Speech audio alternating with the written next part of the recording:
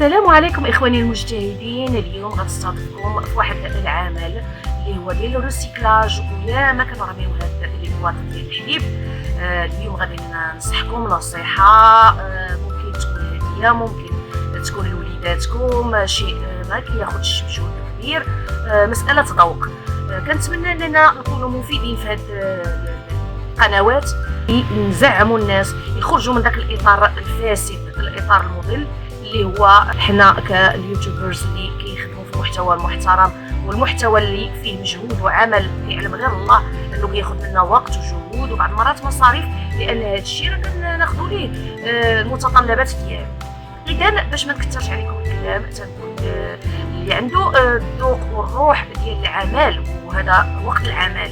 راكم عارفين ان المساله الاقتصاديه من بعد كورونا خلات الناس تأزموا شويه ماديا، فعلاش ما نعملوش، علاش ما نتحركوش، علاش ما نستافدوش، علاش ما نفيدوش بهاد القنوات او بلا هاد القنوات. حنا عندنا هاد الهوايات كنخدموهم، كنضيعوا ناس اللي يمكن يبغي يستافد ويمكن يفيد ويستفيد، وممكن يديرها حرفه، ممكن يستعن بها حرفه، خصوصا المدن الصغرى، المدن البعيده على المسائل التسويق والسوق. نتوما كتشوفوا عمل غادي يخرج من بعد مفيد للبيت، مفيد للمحيط، مفيد لاي انسان.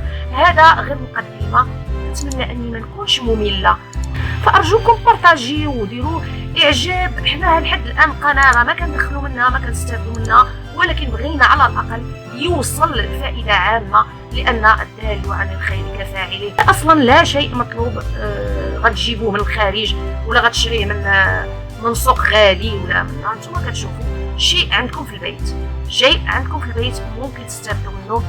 وهذا وكنخلي لكم واسع النظر والى العمل.